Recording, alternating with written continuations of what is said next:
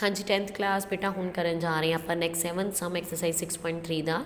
in figure altitudes A D and C E of triangle A B C अपन एक triangle given है that is A B C तो ये दो altitude ने फर्स्ट वन ए डी और second one C E यानी कि 90 डिग्री के एंगल गिवन ने आपां A B C intersect each other at the point P ये दोनों एल्टीट्यूड आपस च इंटरसैक्ट करते हैं किहड़े पॉइंट ते पी पॉइंट ते शो दैट आपां ने शो की करना है चार पार्ट्स आपां ने शो करने ने पहला आपां फर्स्ट पार्ट की गल करते हैं ट्रीएंगल ए ई पी सिमिलर होना चाहिए कि ट्रीएंगल सी डी पी दे सो फस्ट ऑफ ऑल जी चीज़ गिवन आपां वो लिख लैंने आ गिवन टू एल्टीट्यूड्स किहड़े किहड़े आ A D and C E of triangle किहड़ा आ ए बी सी दे राइट तो हुण आपां ने प्रूव की करना आ टू प्रूव पहला आप फस्ट पार्ट की गल करते हैं आप फस्ट पार्ट ही लैके चलते हैं बहुत ईजी है सम बेटा बस ध्यान के नाल डायग्राम नूं देखना है ठीक है सी डी पी हुण देखो बेटा ध्यान के नाल पहला तो जी उन्होंने फिगर दी है ट्रीएंगल क्या है सॉरी ए ई पी देखो बेटा एक आ ट्रीएंगल है ए ई पी जिन्नी जी फिगर मैं ड्रॉ करांगी सिर्फ उत्ते फोकस करना है second one C D P A वाला ट्रीएंगल देखो दोनों के कुछ कॉमन आया पहली गल तो वो नेम तो ही क्लीयर हो गया बेटा कि पी पी एंगल दोनों च आ रहा चाहे असी सी डी पी ड्रॉ कर लीए चाहे ए ई पी ड्रॉ कर लीए दैट मीनस एक एंगल ऑलरेडी सेम आ गया तो दूसरा देखो बेटा ये एंगल डी 90 है अगर ये 90 है तो बाय डिफॉल्ट इधर भी की बन रहा साढ़े को 90 बन रहा एंगल दो एंगल एक पी एंगल सेम हो गया एक 90 हो गया तो दो एंगल सेम हो तो तीसरा बाय डिफॉल्ट की होंगे सेम होंगे ना सो इस करके आप एंगल की क्राइटेरिया के नाल कह सकते कि दोनों ट्रीएंगल्स की ने कॉन्गूरेंट ने चाहे तुसी अलग तो इन्हों ड्रॉ करके प्रूव कर लो ए ई पी और दूसरी ट्रीएंगल अपने को आ रही आ डी एंगल 90 का बन रहा पी सी देखो पी तो यदा ई एंगल 90 है तो पी एंगल दोनों के विच ही आंदा पिया ठीक है सो दैट मीनस पहला in triangle A E P and triangle C D P first of all तो ना भी हो तो बेटा वर्टिकली ओपोजिट एंगल बन रहे पी पी वैसे तो पी दोनों चाहता पाया दैट मीन सेम है वैसे भी किने वर्टिकली ओपोजिट एंगल क्योंकि क्रॉस का साइन बन रहा सो that मीनस angle P they equal है चाहे तो इनू कॉमन ले लो बेटा तो चाहे ले लो वर्टिकली ओपोजिट जिवें तेरा मर्जी ठीक है और नैक्सट एंगल डी जोड़ा है वो इक्वल कि आ गया एंगल ई दे क्यों क्योंकि दोनों किन्ने डिग्री दे ने 90 डिग्री दे ने सो आप कह सकते हैं बाय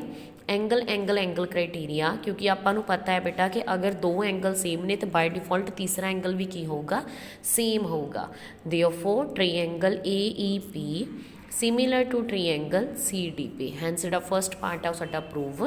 हो गया हुण आप सैकेंड की गल करांगे किहड़ी ट्रायंगल की गल करांगे in triangle A E P and triangle A D B देखो बेटा नाम तो नहीं क्लीयर हो जाता ए दे कोरसपोंडिंग ए है दैट मीनस ए एंगल दोनों च सेम आ गया वैसे आप हुण फिगर देखते हैं ए ई पी आ रही बेटा ए ई पी पहला वाली फिगर है दूसरी हैगी है ए डी बी ये दो ट्रीएंगल्स आ रही ने राइट देखो आप रफ च ड्रॉ कर लें ये पहला ट्रीएंगल आ गया साडे कोल ए ई पी जिहदे ई एंगल 90 डिग्री है दूसरा ट्रीएंगल आ गया अपने कोल ए डी बी जिहदे विच हुण देखो डी इधर 90 है तो बाय डिफॉल्ट इधर भी की होगा 90 जिहदे विच डी की है 90 आ देखो ए दोनों के विच आ गया दैट मीनस सेम हो गया